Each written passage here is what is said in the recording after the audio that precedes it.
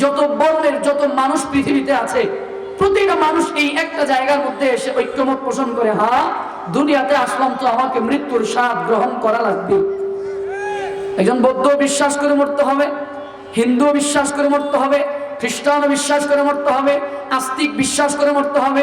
যে আল্লাহ খোদা কিছু মানে না সে নাস্তিক, ওই নাস্তিকও বিশ্বাস করে দুনিয়াতে আসলাম তো যাওয়া লাগবে।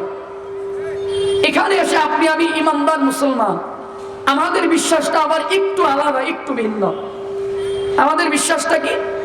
আমাদের বিশ্বাস শুধুমাত্র মৃত্যু পর্যন্তই সীমাবদ্ধ না, বরঞ্চ আপনি আমি যারা কালেমাওয়ালা মুসলমান আমরা বিশ্বাস করি শুধুমাত্র মৃত্যু পর্যন্ত সীমাবদ্ধ না, আপনি আমি মৃত্যুর পরবর্তী জীবন যেই জগৎ শুরু করব সেই জগৎটাই হলো আপনার আমার আসল জিন্দেগি, আসল জগৎ। ঠিক নয় কি? যেই জগতে আমরা বসবাস করছি এটা আপনার আমার জন্য মেহমান খানা। এটা আপনার আমার জন্য আরো সহজ করে যদি বলি, আমরা প্রবাসী। বাংলাদেশ থেকে আমাদের রেমিটেন্স যোদ্ধা ভাইয়ারা প্রবাসে যায় কি যায় না? আমেরিকা যায়, ইউরোপ যায়, লন্ডন যায়, প্রবাসে যায়, Malaysia, Singapore, Thailand, Saudi, Kuwait ইত্যাদি ইত্যাদি অনেক দেশে বাংলাদেশ থেকে কর্ম করার জন্য প্রবাস জীবনে পাড়ি জমায়। কেন? যে প্রবাসে নির্দিষ্ট একটা সময় সেখানে তারা কাজ করবে, কর্ম করবে। ওই কাজ কর্ম সম্পাদনের মাধ্যমে নির্দিষ্ট সময়টার মধ্যে এরা একটা অ্যামাউন্ট, একটা ফিনান্সিয়াল একটা অ্যামাউন্ট এরা কাউন্ট করবে, জমা করবে, যেই অ্যামাউন্টটা তারা ভবিষ্যতের জন্য তাদের সহজ হয়, ভবিষ্যতে তারা ভালো থাকতে পারে, ভবিষ্যতে তারা ভালো চলতে পারে তার জন্য।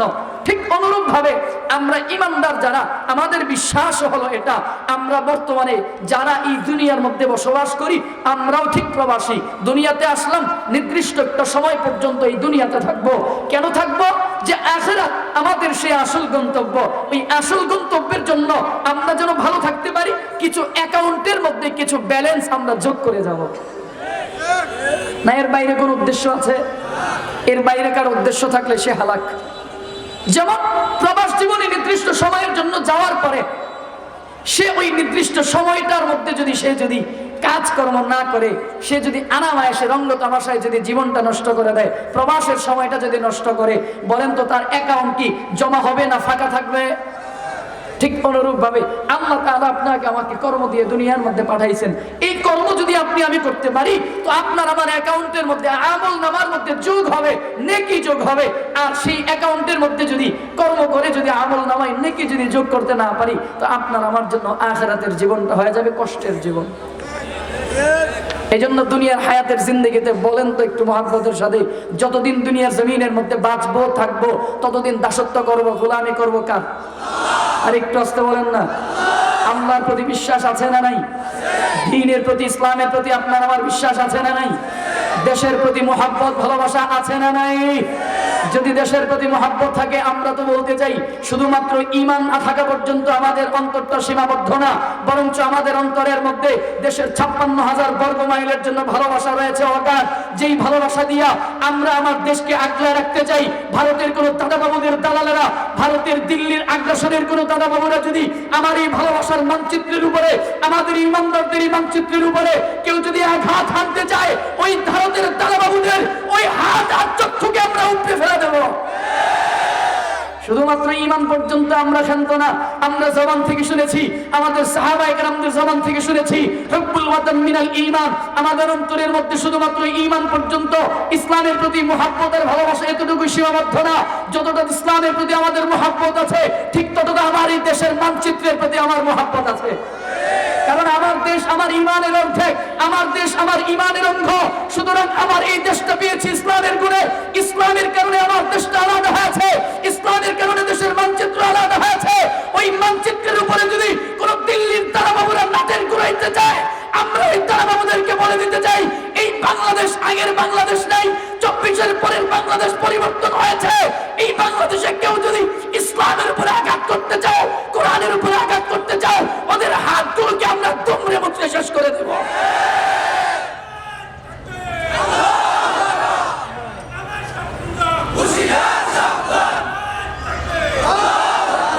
দীর্ঘ স্বাধীনতার 54 বছর পার হয়ে গেল, বড় কষ্ট আর দুঃখ নিয়ে বলতে হয়। স্বাধীনতার 54 বছর পার হয়ে গেল, আজও পর্যন্ত স্বাধীনতার সুফল আমরা এখনো পর্যন্ত ভোগ করতে পারি নাই। কারণ যখন আপনি আমি যখনই হক কথা বলতে যাব তখনই দেখা গেছে এই অর্ধশত স্বাধীনতার অর্ধশত বছরের ইতিহাসে যখনই কেউ হক কথা বলেছে তার ঠোঁটের মধ্যে তালা লাগায় দিছে। যখনই হক ধরতে গিয়েছে হাতের মধ্যে হ্যান্ডকাপ পরায় দিছে, হক পথে চলতে গেছে পায়ের মধ্যে বেরি পরায় দিছে। আমরা বলতে চাই এই স্বাধীন বাংলাদেশ আগের মতো নাই। যারা আমাদেরকে শোষণের নামে শাসনের নামে শোষণ করতে চাও সাবধান হয়ে যাও। আগামীর বাংলাদেশ হবে ইনসাফের বাংলাদেশ, আগামীর বাংলাদেশ হবে ইনকিলাবের বাংলাদেশ, আগামীর বাংলাদেশ হবে ইসলামের বাংলাদেশ, আগামীর বাংলাদেশ হবে কোরআনের বাংলাদেশ। একে একে শেষ করেছি সবার দেখা হইল শেষ, দেখতে দেখতে গলে গেল আমার সোনার বাংলাদেশ। একে একে শেষ করেছি সবার দেখা হইল শেষ, দেখতে দেখতে গলে গেল আমার সোনার বাংলাদেশ, দেখতে দেখতে গলে গেল আমার সোনার বাংলাদেশ।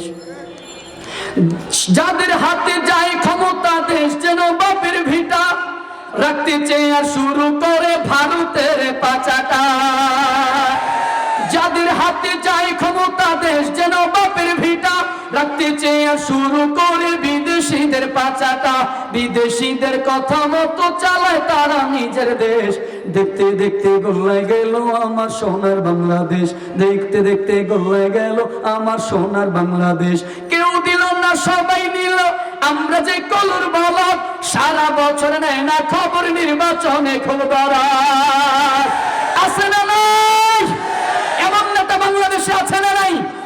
যারা নির্বাচনের আগে মাথার মধ্যে টুপি লাগায়, গায়ের মধ্যে পাঞ্জাবি লাগায়, এরা শুধুমাত্র ধর্মটাকে পুঁজি করে নির্বাচিত হতে চায়। তবে আমরাও বলে দিতে চাই, ওনারা আবার মাঝে মাঝে ফতুয়া দেয় ওলামায়ে কেরাম নাকি ধর্ম ব্যবসায়ী। আমরা বলতে চাই যারা নির্বাচনকে পুঁজি করে মাথায় টুপি আর গায়ে পাঞ্জাবি লাগাইছো, তোমরাই হলো জমিনের মধ্যে আসল ধর্ম ব্যবসায়ী। কেউ দিল না সবাই নিল, আমরা যে কলুর বলদ, সারা বছর নেয় না খবর নির্বাচনে খবর।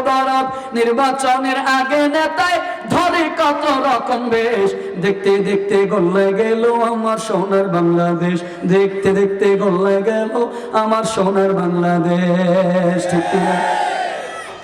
দুনিয়াতে আসলাম থাকবো কয়দিন, মৃত্যুবরণ করা লাগবে। বলেন তো দুনিয়াতে থাকবো যে কয়দিন, ঈমান নিয়ে থাকবো না বেঈমান হয়ে থাকবো? দুনিয়া থেকে যাওয়া লাগবে, ঈমান নিয়ে মরবো না বেঈমান হয়ে মরবো? তো ঈমান নিয়ে যদি মরতে হয় হক কথা কি বন্ধ রাখবো না বলবো? হকের পক্ষে নিবেন না হকের বিপক্ষে নিবেন? অত্যাচারের ভয়ে, জুলুমের ভয়ে, অত্যাচারের ভয়ে কি জবান বন্ধ রাখবো, নাকি সবাই প্রতিবাদী ইনকিলাব মঞ্চের মতো সবাই প্রতিবাদী হয়ে দাঁড়ায় যাবো? বড় দুঃখের সাথে বলতে হয়, আমাদের প্রিয় ভাই শরীফ ওসমান হাদির আজকে প্রায় 1.5 মাস হয়ে গেল, আজও পর্যন্ত এই বাংলার জমিনের মানুষেরা তার হত্যার বিচারটা এখনো পর্যন্ত পায় নাই। এখনো পর্যন্ত তার হত্যার বিচার বাংলাদেশের স্বাধীন জনগণ দেখতে পারে নাই। এটা আপনার আমার জন্য দুঃখের ব্যাপার। 2024-এর স্বাধীনতার পরেও যদি এই খুন গুম ধর্ষণের বিচার যদি বাংলার জমিনের মধ্যে না হয়, তো যতদিন পর্যন্ত ইসলাম এই জমিনের মধ্যে কায়েম না হবে ততদিন পর্যন্ত এই দেশের মানুষ ন্যায় নিষ্ঠার শাসন খুঁজে পাবে না। এজন্য ইসলামের বাংলাদেশ করার বিকল্প কোনো ব্যবস্থা বাংলাদেশে হতে পারে? আপনারা রাজি আছেন ইনশাআল্লাহ? ঐক্যবদ্ধভাবে তৈরি আছেন ইনশাআল্লাহ? হকের পক্ষে, কোরআনের পক্ষে, ইসলামের পক্ষে থাকবেন না থাকবেন? আল্লাহ আমাদেরকে বুঝার তৌফিক দান করুক, আমিন পড়েন। দুনিয়া জমিনে যতদিন থাকবো হক বলার হিম্মত নিয়ে, সাহস নিয়ে জমিনে থাকবো। এর দ্বারা চাই আমার জীবন থাকুক আর নষ্ট হয়ে যাক, এর দ্বারা চাই আমার চাকরি থাকুক আর নষ্ট হয়ে যাক, এর দ্বারা চাই আমার জীবিকা থাকুক আর বন্ধ হয়ে যাক, এর পরোয়া ইমানদার কখনো করে না।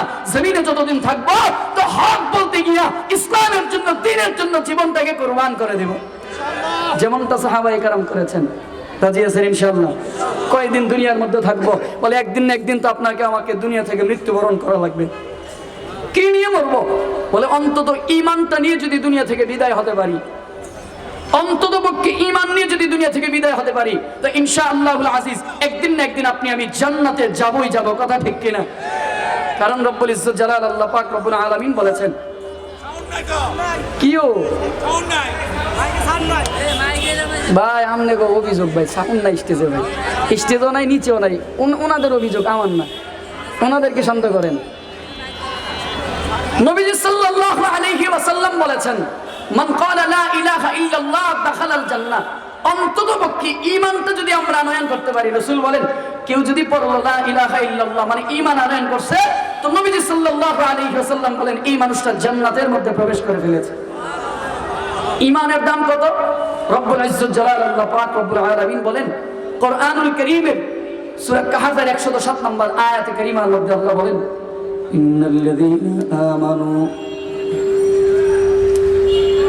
ইন্নাল্লাযীনা আমানু ওয়া আমিলুস সলিহাতি কানাত লাহুম জান্নাতুল ফিরদাউসি নুজুলা।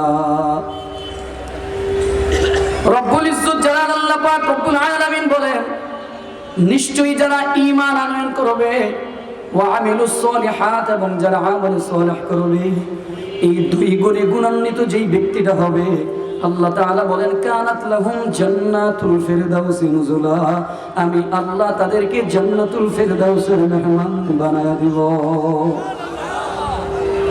ঈমানের দাম কত বলে? ঈমানের দাম হলো জান্নাতুল ফিরদাউসের মেহমান। যারা ঈমান আনয়ন করবে তাদেরকে বলা হয় মুমিন। যাদের অন্তরের মধ্যে বিশ্বাস থাকবে আল্লাহর প্রতি, যাদের অন্তরের মধ্যে বিশ্বাস থাকবে, ঈমান থাকবে, এদেরকে মুমিন বলা হয়।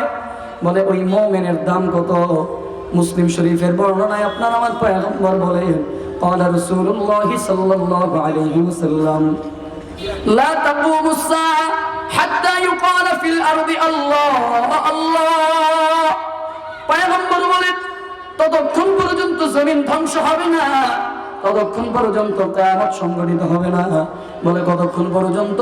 হাত্তা ইউকালা ফিল আরদি আল্লাহ আল্লাহ, বলে যতক্ষণ পর্যন্ত জমিনের মধ্যে একজন ঈমানদার থাকবে যারা আল্লাহ আল্লাহ শব্দটা উচ্চারণ করবে, ততক্ষণ পর্যন্ত আল্লাহ তাআলা এই জমিনটাকে ধ্বংস করবেন না, ততক্ষণ পর্যন্ত জমিনের মধ্যে কিয়ামত সংঘটিত হবে না। তাহলে একটু মুহাব্বতের সাথে বলেন তো ঈমানের দাম আছে না নাই? জানো কি বন্ধু, জানো ঈমান আনয়ন করতে হবে, ঈমানদার হওয়া লাগবে। বলে কেমন করে ঈমানদার হব, কেমন ঈমানের অধিকারী হব? আল্লাহ তাআলা মিসাল দিয়ে দিয়েছে, আল্লাহ তাআলা উদ্ধৃতি দিয়েছে। বলে ঈমান যদি আনতে হয় সূরা বাকারার মধ্যে আল্লাহ তাআলা বলেন আমিনু কামা আমানান নাস।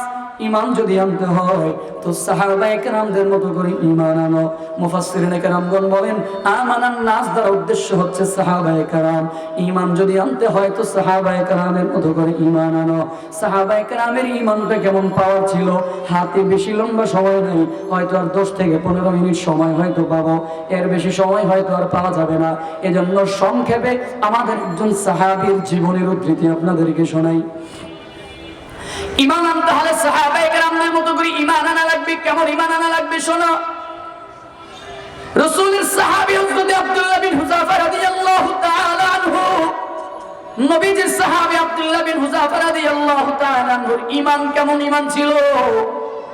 আব্দুল্লাহ বিন হুযাফা রাদিয়াল্লাহু তাআলা আনহু কেমন ঈমানদার ছিলেন? ঈমানের কেমন পাওয়ার ছিল, ঈমানের কেমন কুওয়াত ছিল? বলে 10-15 মিনিট, এই 10 থেকে 15 মিনিট সময় রাসূলের সাহাবীর জীবনীকে শোনো। ইসলামের দ্বিতীয় খলিফা ফারুক আযম রাদিয়াল্লাহু তাআলা আনহুর সময়কাল কথা। ফারুক আযম রাদিয়াল্লাহু তাআলা আনহুর সময়ে, ওই সময় মুসলমানদের সঙ্গে রোম খ্রিস্টানদের সঙ্গে একটা যুদ্ধ হয়েছিল। মুসলমান আর রোম খ্রিস্টানদের সাথে একটা যুদ্ধ হয়। ওই সময় একটা রোম সাম্রাজ্য ছিল বড় দামি, ক্ষমতাশীল, পাওয়ারফুল সাম্রাজ্য। ওই সময়টায় দুইটা সাম্রাজ্য ছিল, একটা হলো রোম আর একটা হলো পারস্য। এই দুইটা সাম্রাজ্য বড় ক্ষমতাধর, বড় শক্তিধর রাষ্ট্র ছিল, রাজ্য ছিল। যেমনটা বর্তমান জমিনের মধ্যে আমেরিকা বড় শক্তিধর রাষ্ট্র, যে রাশিয়া যেমন শক্তিধর রাষ্ট্র, আমেরিকা যেমন পাওয়ারফুল রাষ্ট্র। এরা যা মনে চায় তাই করে, তাদেরকে কেউ বাধা দেয় না, দিতেও পারে না। যেমন কিছুদিন পূর্বে এমন এক কাণ্ড ঘটাইল, বলে ওই যে ভেনিজুয়েলার প্রধানমন্ত্রীকে রাতের আধারে ডেল্টা ফোর্স পাঠায় মন মতো সেই স্বাধীন রাষ্ট্রের প্রেসিডেন্টকে উঠায় নিয়ে গেল। ক্ষমতা আছে না? ক্ষমতার অপব্যবহার কেমনে? রাতের আধারে স্বাধীন রাষ্ট্রের প্রেসিডেন্টকে রাতের আধারে উঠায় নিয়ে গেল। তো ক্ষমতা না থাকলে করছে না ক্ষমতা থাকলে করেছে? আমেরিকা যেমন সুপার পাওয়ার ওয়ালা রাষ্ট্র, ওই সময়টার মধ্যে দুইটা সাম্রাজ্য ছিল, একটা হলো রোম আর পারস্য। এই দুইটা সাম্রাজ্য ছিল বড় ক্ষমতাওয়ালা, বড় শক্তিশালী, পাওয়ারফুল। রোম সাম্রাজ্যের প্রেসিডেন্টের নাম হলো হেরাক্লিয়াস। হেরাক্লিয়াস তখন মুসলমানদের ঈমানের ব্যাপারে বড় প্রশংসা শুনলো। বলে ঈমানের কেমন প্রশংসা শুনলো? বলে মুসলমানের দুনিয়ার সব কিছু বিলীন করে দিতে পারে, মাগার ঈমান কোনোদিন তারা বিলীন করে না। ওই সময় যখন যুদ্ধ সংগঠিত হলো, তখন রোমের বাদশা হেরাক্লিয়াস সৈন্যদেরকে বলল, শোনো, আমার কাছে সৈন্য নিয়ে আসবা, মুসলমান সৈন্যদেরকে আমার কাছে জীবিত নিয়ে আসবা, আমি তাদেরকে একটু পরীক্ষা করে দেখতে চাই, পরীক্ষা করে দেখবো, আমার কাছে জিন্দা নিয়ে আসবা। সংক্ষেপে বলছি, যুদ্ধ সংগঠিত সময়কার সময়ে মুসলমান কয়েকজন, কিছু মুসলমান সৈন্য খ্রিস্টান সৈন্যদের হাতে আটক হয়ে গেল। আর ওই সৈন্যদের মাঝে ছিলেন হযরত আব্দুল্লাহ বিন হুযাফা রাদিয়াল্লাহু তাআলা আনহু। তিনাকে যখন আটক করা হলো, ওই সৈন্যদের মধ্যখান থেকে আব্দুল্লাহ বিন হুযাফাকে চয়েস করা হলো পরীক্ষা দেওয়ার জন্য। আব্দুল্লাহ বিন হুযাফা রাদিয়াল্লাহু তাআলা আনহুকে বাদশার দরবারে নিয়ে যাওয়া হয়। বলে বাদশার দরবারে নিয়ে যাওয়ার সময় বাদশা কৌশল করে একটা গেট তৈরি করলো, আব্দুল্লাহ বিন হুযাফার জন্য একটা গেট নির্মাণ করলো। বলে কেন? পরীক্ষা করার জন্য। গেটটা কেমন করে তৈরি করলো? একটু নিচু করে, চিকন করে, সুড়ঙ্গ করে, রাউন্ড করে একটা গেট তৈরি করলো। মানে কেউ যদি এই গেট দিয়ে ঢুকতে চায়, প্রবেশ করতে চায়, তো সে যেন মাথা নত করে, মাথাটা নিচু করে তারপর গেট দিয়ে প্রবেশ করতে হয়। ঠিক যেই কাজ সেই চিন্তা, যেমন চিন্তা তেমন কাজ। আব্দুল্লাহ বিন হুযাফা রাদিয়াল্লাহু তাআলা আনহুকে রাজপ্রাসাদে নিয়ে যাওয়ার জন্য ওই গেটের সামনে যখন নিয়ে যাওয়া হয়, সৈন্যরা মাথা নত করে গেট দিয়ে প্রবেশ করলো।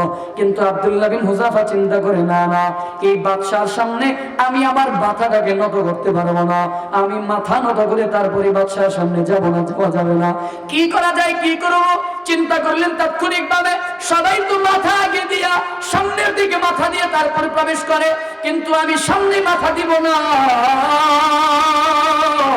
আমি আমার মাথাটাকে পিছন দিকে দিব। তার মানে তিনি বুঝাইতে চাইলেন সবাই আগে মাথা দিয়ে ভিতরে প্রবেশ করে, কিন্তু আমি আগে মাথা না, আগে পা দিব, তারপর পিছনে মাথা দিব। আব্দুল্লাহ বিন হুযাফা রাদিয়াল্লাহু তাআলা আনহু তিনি আগে পা দিলেন, পিছন দিক দিয়ে মাথা দিয়া, তারপর রাজপ্রাসাদে ঢোকায়া বুঝাইয়া দিলেন, ও হেরাক্লিয়াস শোনো, দুনিয়ার সব মানুষ তোমার কাছে মাথা নত করলেও আমি আব্দুল্লাহ বিন হুযাফা তোমার কাছে মাথা নত করব না, আমার কাছে তোমার পাওয়ার আর ক্ষমতা জিরো। বুঝা দিলেন একজন ইমানদারের কাছে আল্লাহ ব্যতীত আর কারো ভয় ধারণ করে। ইমানদারের কাছে ভয় শুধু আল্লাহ, আল্লাহ ব্যতীত কাউকে ভয় পায় না, আল্লাহ ব্যতীত কারো কাছে মাথা নত করতে জানে না। সৈন্য যারা ছিল এরা তো ক্ষিপ্ত হয়ে যায়, এরা তো বড় পাগল হয়ে যায়, রক্ত গরম হয়ে গেল। আমাদের বাদশাকে তুমি বৃদ্ধাঙ্গুলি দেখাইছো, এত বড় দুঃসাহস, আমাদের বাদশাকে বৃদ্ধাঙ্গুলি দেখাও, এত বড় দুঃসাহস তোমাকে কে দিল? আব্দুল্লাহ বিন হুযাফা ভিতরে প্রবেশ করার পরে একটা চেয়ার খালি দেখলেন রাজপ্রাসাদের মধ্যে, বাদশার পাশে একটা চেয়ার খালি দেখা বিনা পারমিশনে সেই চেয়ারের মধ্যে বসে গেল। বাদশার পাশেই বসা ছিল বাদশার ভাই, তলোয়ার বের করে ফেলছে। এত বড় দুঃসাহস, পারমিশন ব্যতীত বাদশার সাথে বেয়াদবি করো, পারমিশন ব্যতীত তুমি বাদশার পাশে চেয়ারের মধ্যে বসে গেলা, এত বড় দুঃসাহস তোমাকে কে দিল, কোত্থেকে পাইলা? বাদশা বলেন, ধৈর্য ধারণ করো, ক্ষমতা তো এখনই দেখো নাই, মজার ব্যাপারটা তো এখনই ঘটবে না, একটু ধৈর্য ধারণ করো, পরীক্ষা করার জন্য নিয়ে আসলাম, পরীক্ষা করতে দাও। এবার ওই রোম সাম্রাজ্যের প্রেসিডেন্ট হেরাক্লিয়াস আব্দুল্লাহ বিন হুযাফাকে ডাক দিয়ে বলে, আব্দুল্লাহ, তোমাকে এই জায়গায় কেন নিয়ে আসলাম জানো? বলে, না না জানি না। বলে, তোমাকে নিয়ে আসলাম একটা উদ্দেশ্য আছে, ওই উদ্দেশ্যটা হলো, ও আব্দুল্লাহ শোনো, আমার একটা কন্যা সন্তান আছে, আমার একটা মেয়ে আছে, বড় সুন্দরী।